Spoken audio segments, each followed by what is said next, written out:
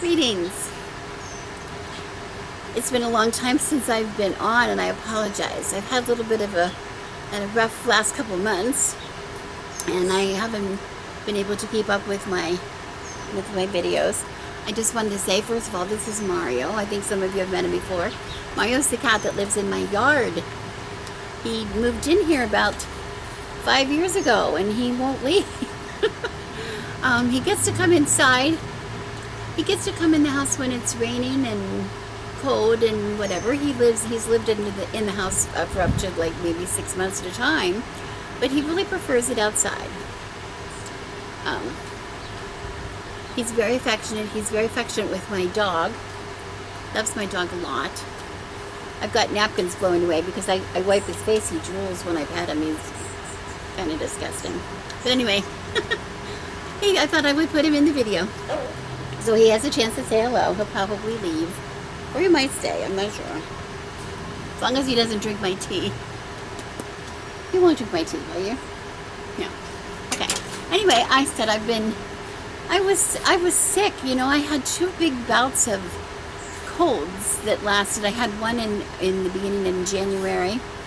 After my trip up to the high altitude at the mountains, I got sick. I was sick for most of a month. Finally got over that, and then I contracted a cold again in May, and which was just a cold. It was just a regular cold, but it ended in a cough that just would not go away. And I coughed for a month, at least a month. A very, really debilitating cough that just, exhausted me. And I wasn't able to do anything because I wasn't able to sleep.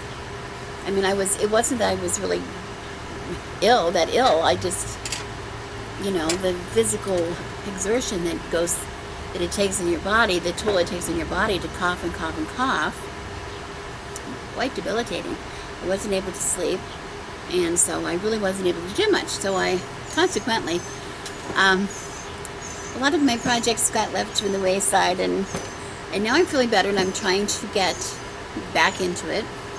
And actually, that's sort of the reason that I'm making the video in the first place. One thing that I have not been able to get to is some of my spell work. I've actually had the workings for a spell, a very important spell that I've been wanting to do on one of my altars for quite some months that I have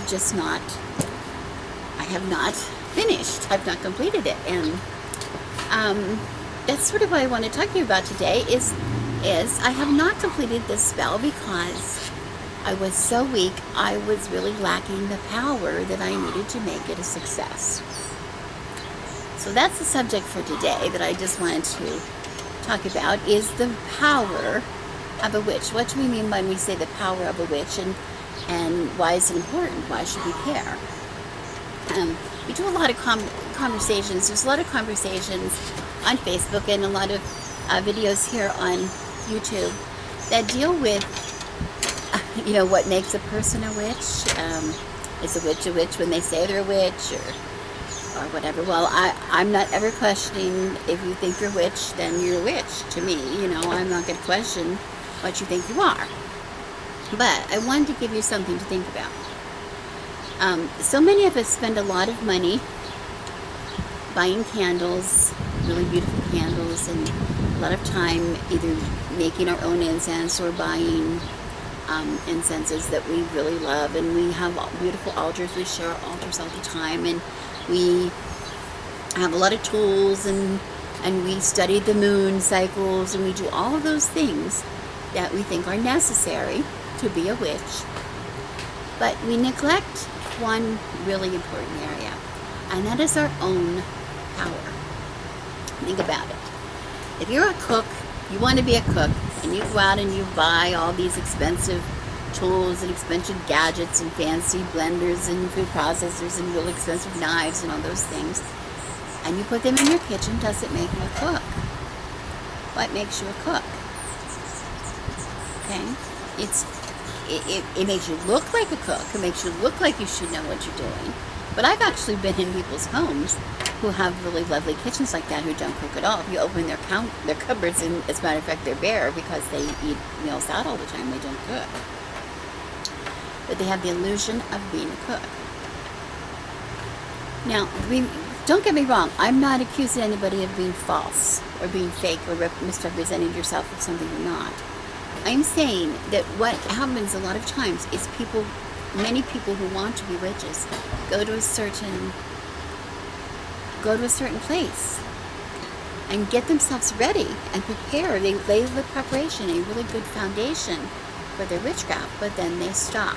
They stop when it gets to the point where what they themselves personally need to put into their practice. Okay.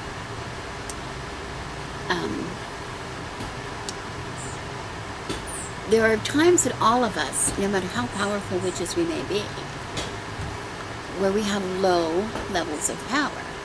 I just spoke about a time, and we need to recognize that. It's very important that we recognize that, because our level of success is going to depend on how much power we have with our spells. I just mentioned that I had been sick. I had been very weak.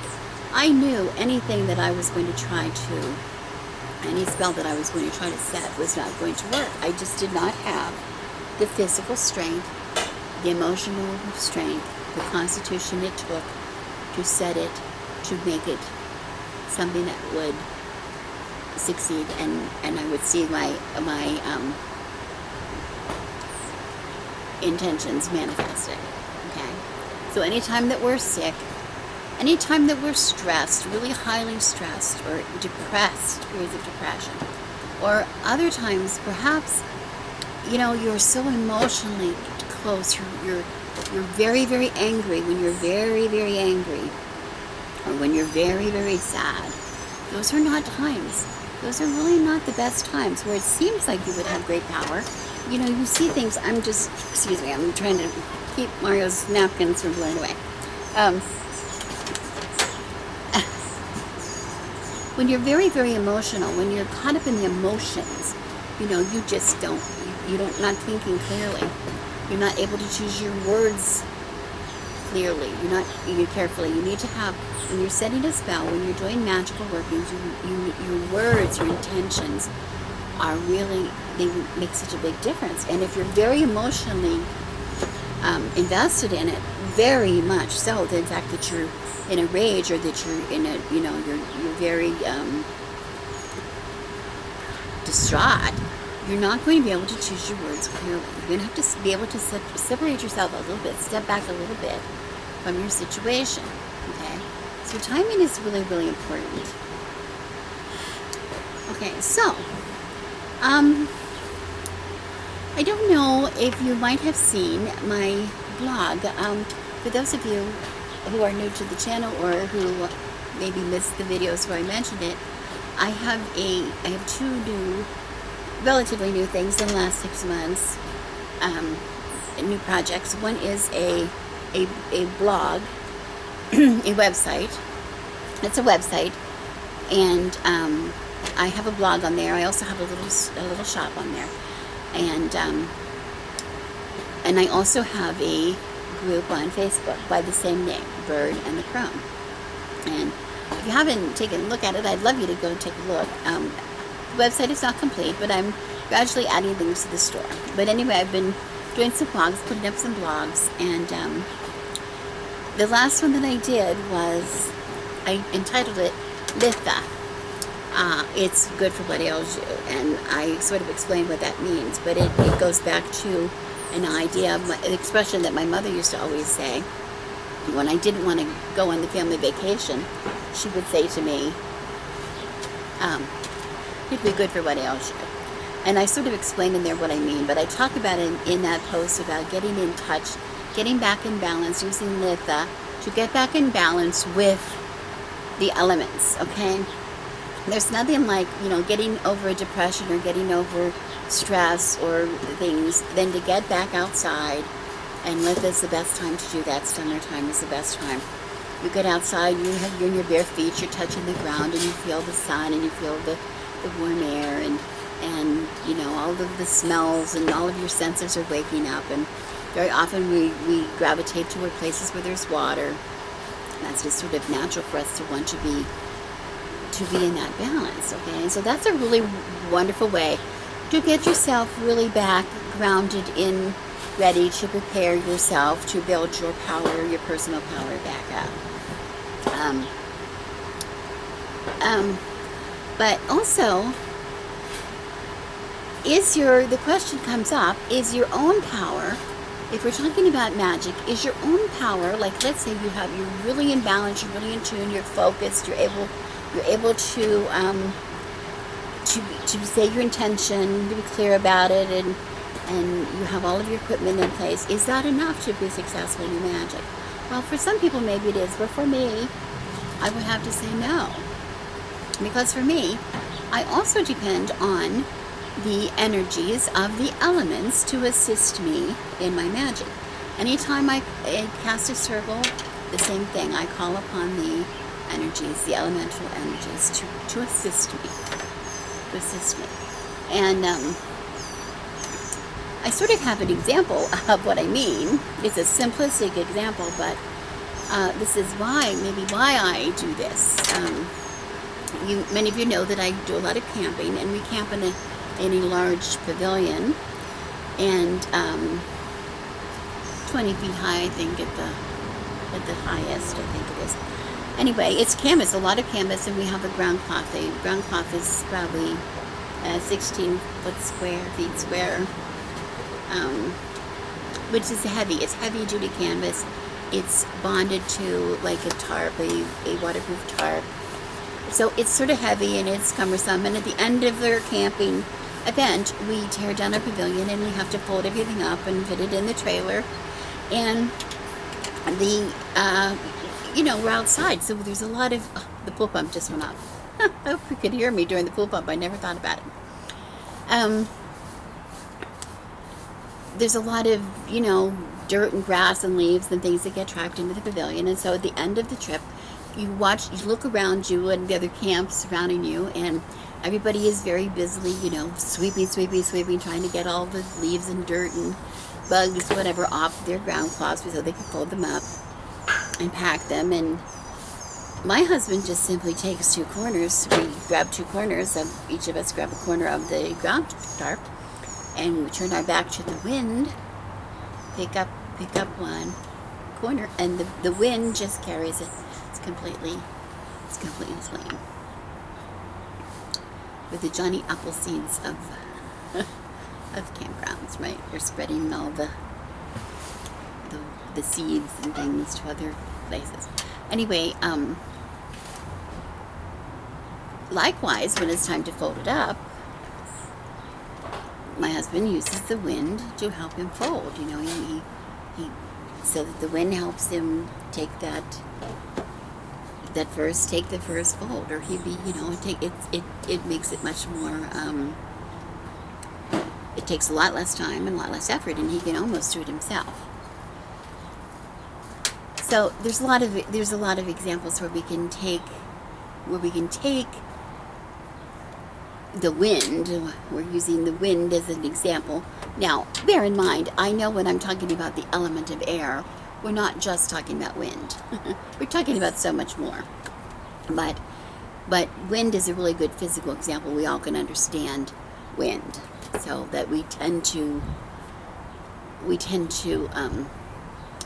use that as an example, okay? But I do know it is so much more than that. Please, I don't want to hear a lot of comments that I'm being silly. I'm just trying to make a point. So anyway, if we want to say that it makes so much sense to use the elements when we can, the energies of the elements we can, to make things easier, imagine the power, our spells, if we would use the powers of the element to help us in our spell work, okay? Likewise, using the energies of the god and goddess, whoever that may be for each one of us. If you're spiritual, some people are not, but if you are, and I am, I want to make sure that I'm in touch with my god and goddess, that they know I know who they are, they know who I am. Because think about it, if you ask somebody for help, it's so much easier to get help from a friend, somebody who really understands you and knows you, and knows what you need and knows how they can help you than it is to receive help from a stranger who might not know what kind of help you need. You can't just ask generally for, oh, please help me. They need to know specifically. So being in touch with your God and Goddess as well, letting them know you, being in touch with them. How do you do that? Well, you don't just get their, some statues and put them on your altar. I mean, that's wonderful, but, read about them. Listen, try to, get in touch with them. Through meditation, maybe through prayer. Listen, look for signs that they might be giving you. There's a lot of ways to get in touch with them. But anyway, all of these things in line seem to help, getting your power back. And I'm starting to see my power come back. I'm starting to feel my power come back. This is the time of the year my garden is going crazy, and I'm doing a lot of canning and a lot of, harvesting like crazy and canning and making jams and making salsas and making sauces and making pickles, and my chickens are laying, and so I'm out in touch with the chickens. I'm out in the yard. I'm doing a lot of things. I like to say when you want to get yourself back into a spiritual place, a good place, or maybe a good place of balance, you need to utilize your body as much as you can. Using your hands, making, helps. Like for me, coming out of the sickness of not doing anything, getting back into doing projects, using my hands. I'm doing some sewing for a friend. Which includes some weaving, because I'm doing some trim work that requires weaving. Like I said, I'm doing a lot of cooking and canning.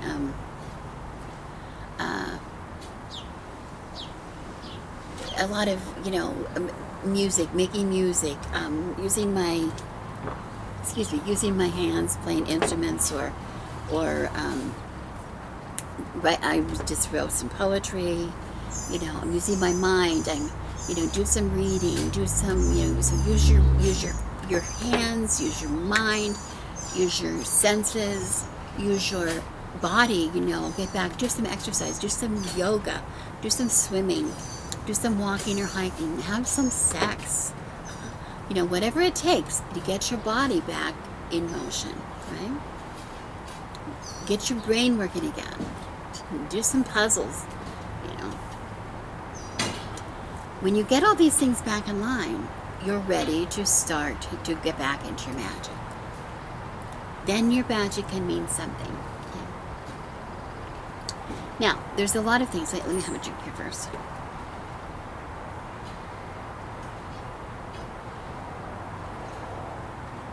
There are a lot of really good videos here on YouTube with a lot of great suggestions about building your power. And I can think of no one greater to teach us than the Lady Grave Dancer.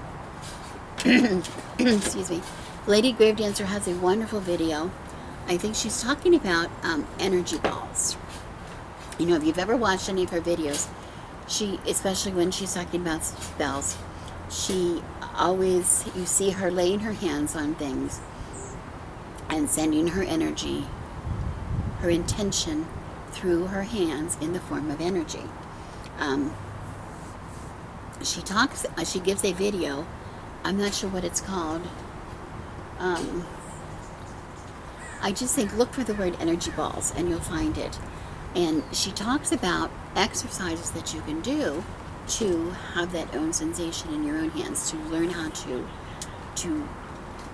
transfer your power through your hands into your spells, which is fantastic. The most important thing, though, when you're building power as a witch, in my opinion, after you get all these things in line and do as many exercises or whatever you can, is practicing.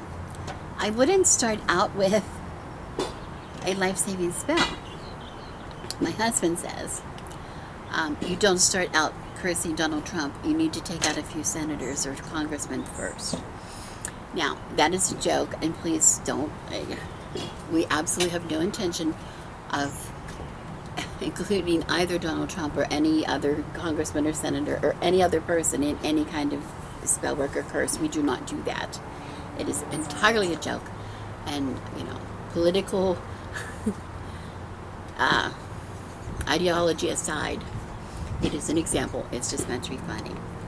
But it's a good point. It's a good point. You don't start with a life-saving spell, something that, you know, is do or die. You need to practice. You need to practice.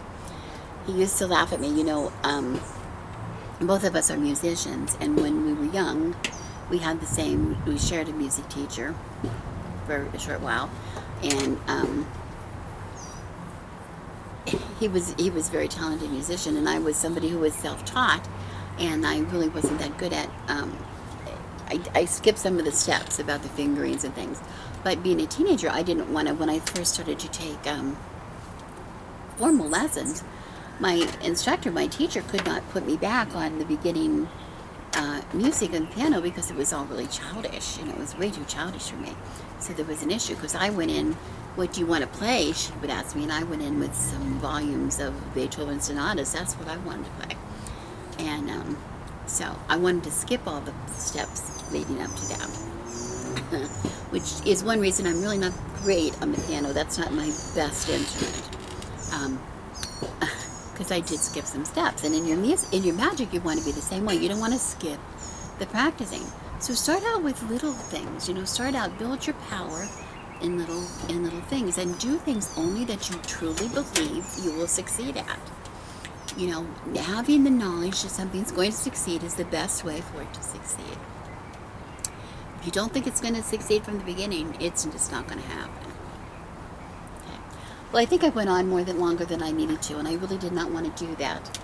But I did want to talk to you and say that I encourage you to think about your own power. And this does not mean, again, that you're going to stop collecting your candles and burning your incense. That's absolutely not what I'm talking about. I just don't want you to stop there. I'm laughing because a mockingbird across the way is trying his very best to charm a lady who's just not interested in him at all. And he's just been, trying. It's very cute. Kind of very cute. Even though I'm annoyed with the mockingbird because he eats my tomatoes. But maybe if he got himself hooked up with another lady, he would he would lay out my tomatoes. Maybe he's eating tomatoes because he's frustrated. I don't know. Anyway. I hope to be back regularly now. I'm going to really try to be back because I have a lot of ideas for videos. I've had some ideas for videos over these past couple months that I never did, and now I'm not so excited about them anymore, so I'm not sure if I'll put them up or not. And anyway, I would appreciate it if you would check out my website and my Facebook page if you have not already. Again, the name is birdandthecrone.com, and I will put the link below. And I welcome any of your comments or questions always. As always, thank you for coming to my channel. I'm Rebecca, and I wish you blessings.